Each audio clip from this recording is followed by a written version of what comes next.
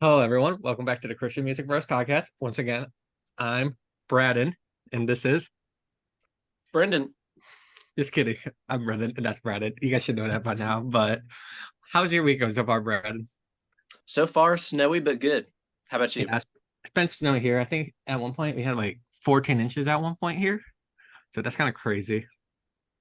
For sure. How much did you get in Nashville? I think we got 6 inches in total. Wow, that's pretty impressive. Rare occasion, but yeah.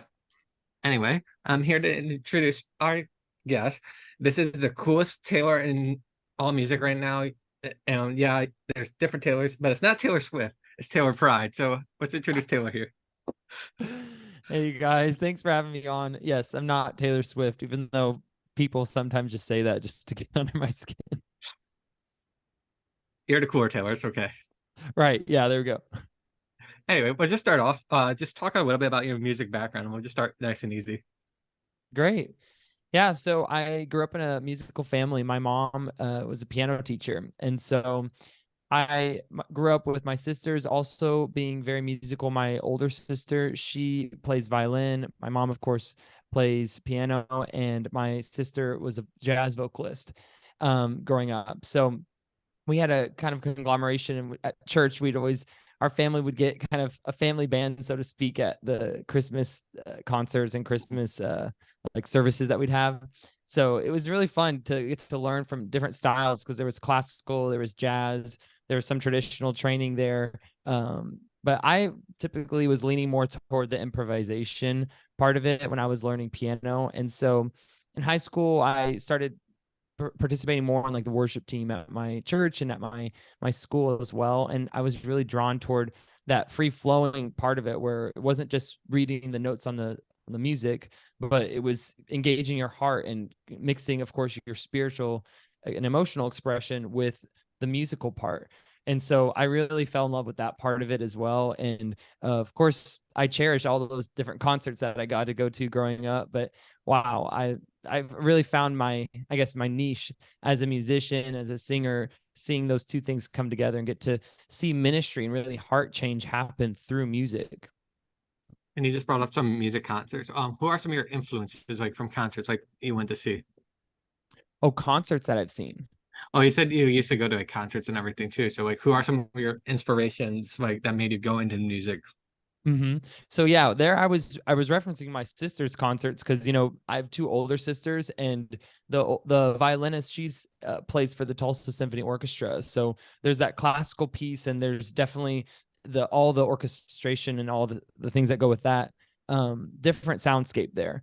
In terms of musical artists that influenced me, okay, I'm gonna try not to overreact because I really like these three. John Legend. Oof. I'm like, what is it about his runs, his tone quality, all of it? I also really like Will Reagan. I think his melodies and his lyrics are simple enough and accessible enough. They're still interesting, but they get people on the playing field in terms of being able to worship. And then Charity Gale right now is destroying me. I don't know if you guys have been listening to her stuff, but her lyrics just have such depth, and I love these gospel chords that she's got going on in some of her songs too. There's this uplifting nature in her music right now that I'm really digging right now. That's really cool. Some of those are great musical inspirations. Brandon, do you have something you want to add? What was that? Do you have something you want to add? Oh yeah, sorry. Bad connection a little bit with the snow, but No, you're good. you did release an album just I think a few months ago, Joy is in the Morning, which again, phenomenal album. It's like a mix of I think you can let me know if you agree with this or not, but it's like a worship folk acoustic indie mix. And again, it's a stellar project. What's it like actually releasing that? And it's been a few months in hearing how people reacted to it. What's that been like? Oh my gosh, thank you for saying that. I have always been encouraged by you. You have been very consistent in being able to be that champion for other people's music. So I want to first say that. Um, I will say that this is my first album to release as a solo artist. It has been incredible. I feel like people will come back and share their responses or share how it's impacted their lives personally, and it really strikes a chord in me and it's hard to even articulate. I know so Christmas Eve, one of the songs on the album had some Christmas themes on it, and our music director at our church ended up wanting to sing it at our Christmas Eve service. So that was really amazing to hear a song that was written in private in, my home here with two of my friends, to see it and to hear it sung by my community. Oof, there are a few things like that. But yeah, I hope that to circle back, yeah, the whole project has definitely some elements of indie, of like there's some acoustic parts, and the whole goal of that was to be able to uplift the spirit, that whole album, and to really get our attention off of ourselves and onto the Lord, because that is where we really come alive. Sometimes we hear cultural messages of, oh, just you do you, and just look inside your heart to see what's going to fulfill you. But for me, I feel like when I stop thinking about myself and suspend my own concern with my own needs and my personal wants, that's whenever God starts filling me up, and I start looking to him and being filled up with his love and his concern for other people in my life. And so that's what my music in general, that's the goal of it, is to get our eyes off of ourselves, and really with Joy Comes in the Morning to touch on some of those things. That we're not ignoring hard realities by any means. We're acknowledging them, but then also in the same breath acknowledging that Jesus is with us and that he is our joy in every season of our lives. So yeah, it's been a pretty cool to see the response and to hear people think about the Lord more. If it gets people's minds on him, I'm like, great, that's the goal. So Love that. That's awesome. Love that. Amen to that. Do you have a personal favorite song from your record, and can you tell us a little bit about that song? My personal favorite is called What Love Is This? And this is the song that has really ministered to me even after releasing it. There's been times where I've like listened to the lyrics and they've touched me in different ways in different seasons. Um, the whole this song is basically acknowledging that we in our lowly state were met by him. Mhm. It's not us pulling ourselves up by our bootstraps or somehow earning this love on our own.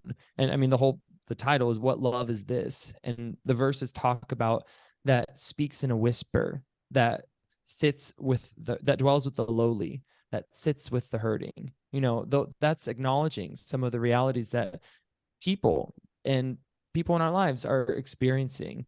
But we also acknowledge that he, like the pre-chorus talks about, you're with us through every storm, so faithful.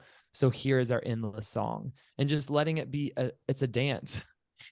It's the dance of, oh, here what I was, and here is the pain that I'm currently in, but I'm still going to sing because you're with me and your strength is here, even as I don't see the full picture yet. So yeah, that song, I really like how calming the song is too. Like Joy Comes in the Morning, that song, oof. I don't, if you guys have listened to it, you get hit by a gospel choir second one, really. And then What Love Is This is more calming and contemplative. So those two songs are different on the record, but I like them for different reasons. You guys definitely should check out the songs. I think they're really good. I would play it here on the podcast, but I don't want to get copyrighted. So just because YouTube is really anal about things like being copyrighted and everything. So, Mm. what I was gonna say, Brandon, do you have something you want to add off to that? Yeah, like I love what you're saying, Taylor, about the message of the song. Really, like you could tell definitely you're passionate about it. It's more than just releasing music, it's actually releasing what God's put on your heart as a ministry. And I've been following you, I think, ever since Fire of God came out. I believe that was the first song I heard from you.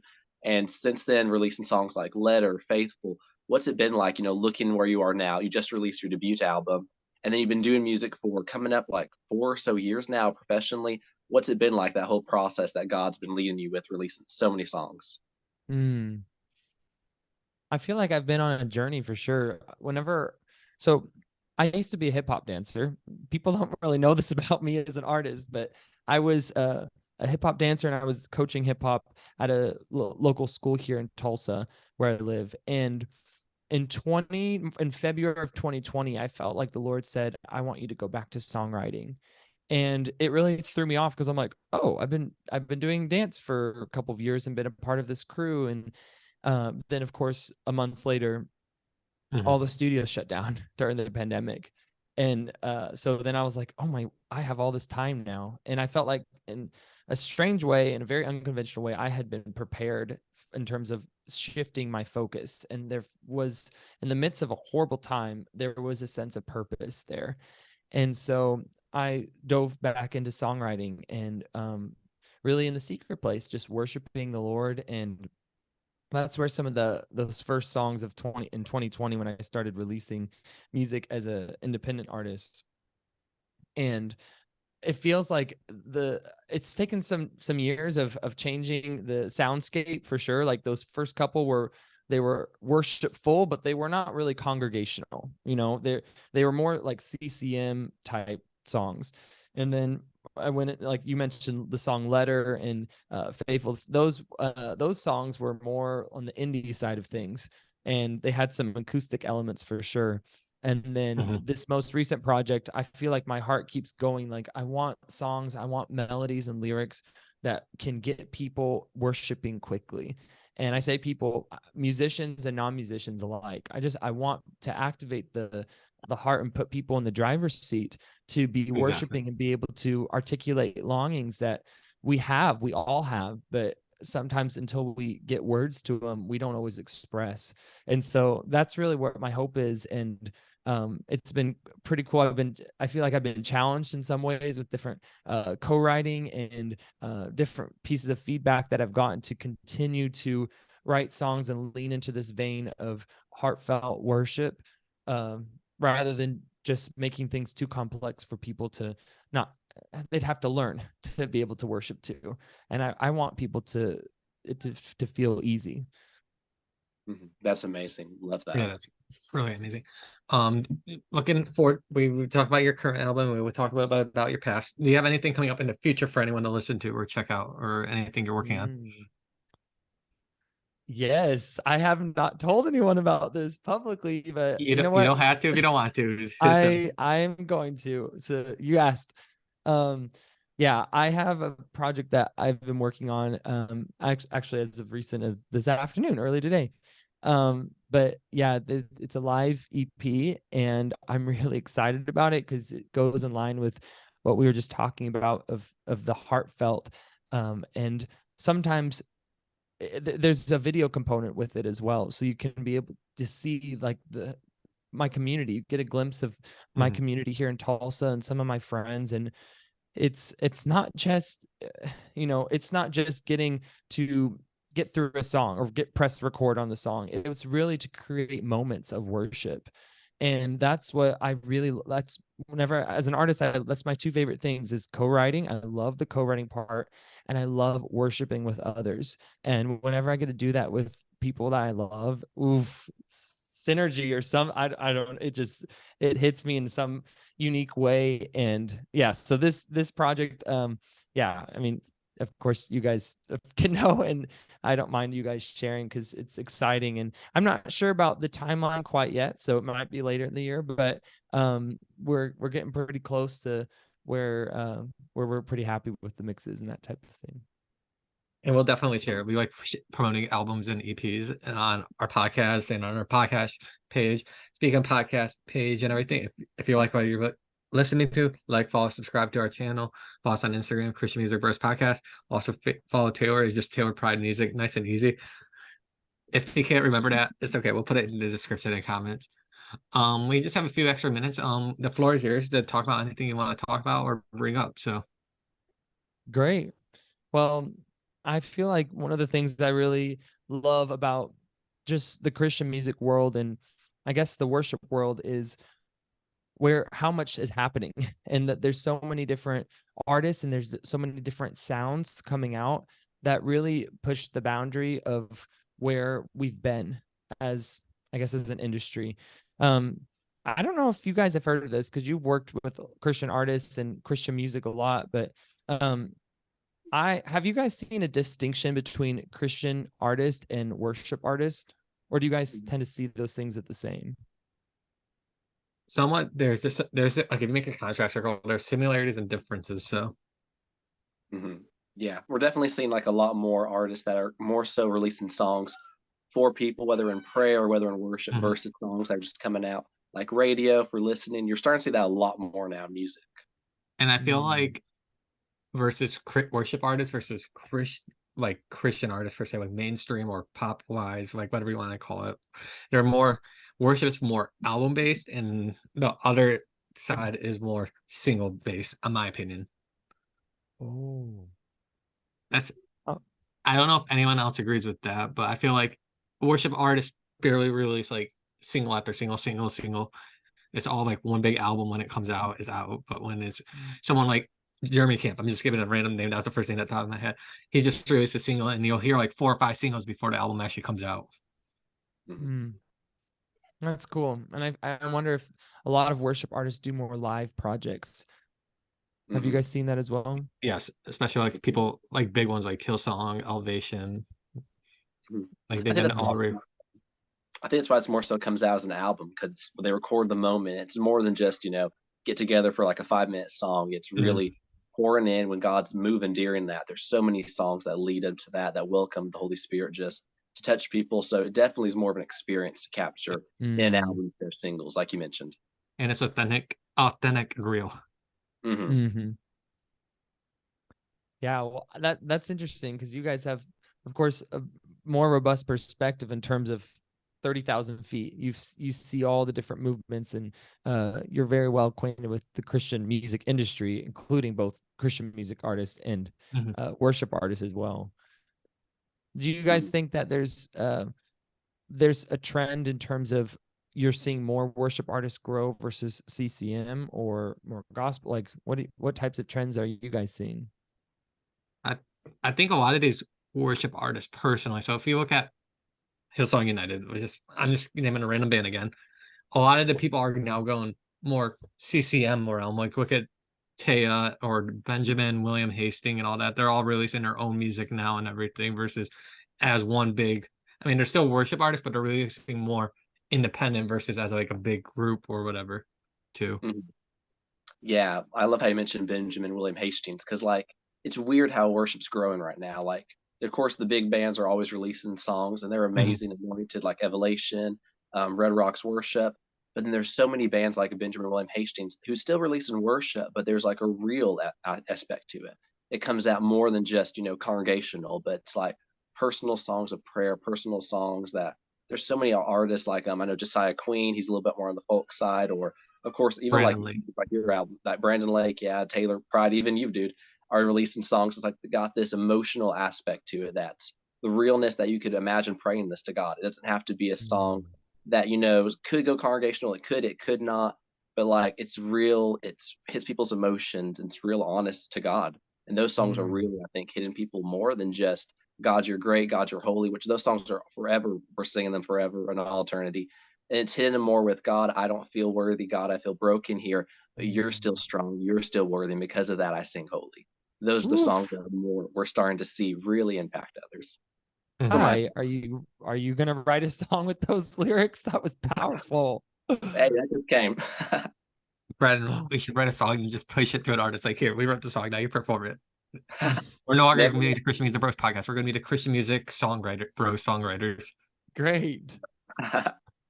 Oh my gosh. Well, that's encouraging the way you phrase that of acknowledging the pain and acknowledging the brokenness and then still, and that's what the testimony is. The Yes. testimony is sometimes we can jump too quickly to the Mhm. the end result or what we're seeing in terms of the miracle, and we don't always give attention to the dark nights leading up to it where God was still with us even though our prayer wasn't answered like we thought it was going to be. And that, wow, think of the faith. I mean, you just described it in that hypothetical lyric that I'm obsessed with, but think of the faith and the stretching that happens there and the honor too. Oh my word, that we get to honor him even though the picture's not fully painted. Wow. So This is true. touching my heartstrings right now, y'all. Man, love that. Love it. Anything else you want to discuss? Like we have a couple more minutes before Zoom's gonna kick us out with the time limit and Oh, everything. we got the. It's Well, no, unfortunate, but we do what we I can. right. No, hey, it's great. And I appreciate you guys giving the space and just asking these caring questions and just lifting up other people as they lift up the Lord in his name. And I'm just really excited to see what this year holds for you guys, for me, for everyone really involved Mhm. in the creation process and in the worship world, because there's no shortage of people who are lifting up the name of Jesus, and the fact that we get to do it with other people is really incredible to me. And yeah, I just recently, a couple weeks ago, I went to Upper Room's their end of the year conference, and I was so struck by this picture that they had, this I guess analogy, where the speaker had someone from across the stadium said, this is sometimes where we're at with our faith and what Mhm. we're okay with. And he asked that person to start walking down the stadium, and he had him stop, and he said, are we okay with this being this close to the Lord? Mhm. And he kept going and had him stop at different increments until they were face to face. And it was really awkward for the person who didn't know the speaker.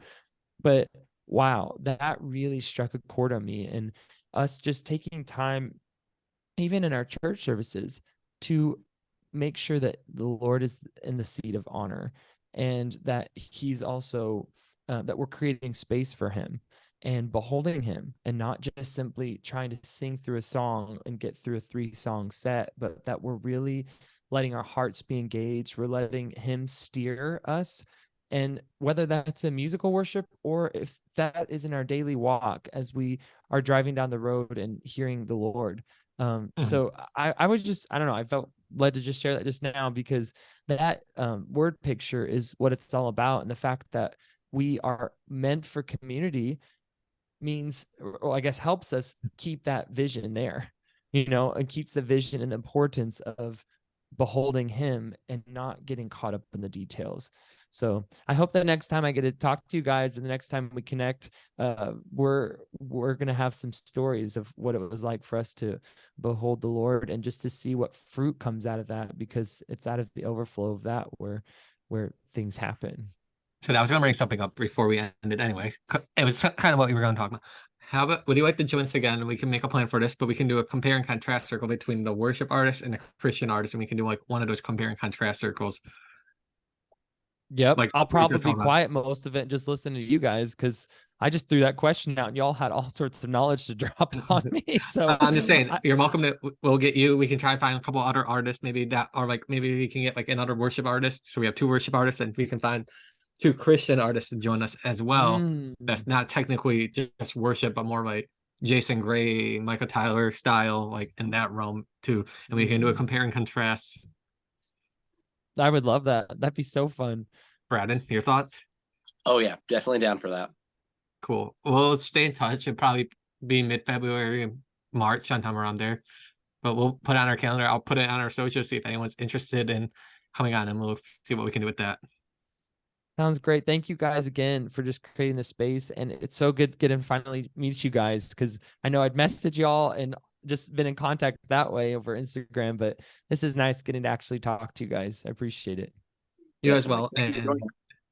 and thank you again for joining us. I know like we had rescheduled like a couple times with holidays, weather, and all that, but it was great to finally talk to you. Yeah, it was. And thank you to everyone that's listening. We'll see you in a couple days. We're going to be meeting with Nick Deddy, the lead singer of Wolves at the Gate. So stay tuned for our next episode. And a little bit after that, we'll have Logan and Kate worship, and they'll be coming on as well in a few weeks. So take care, everyone, and stay safe.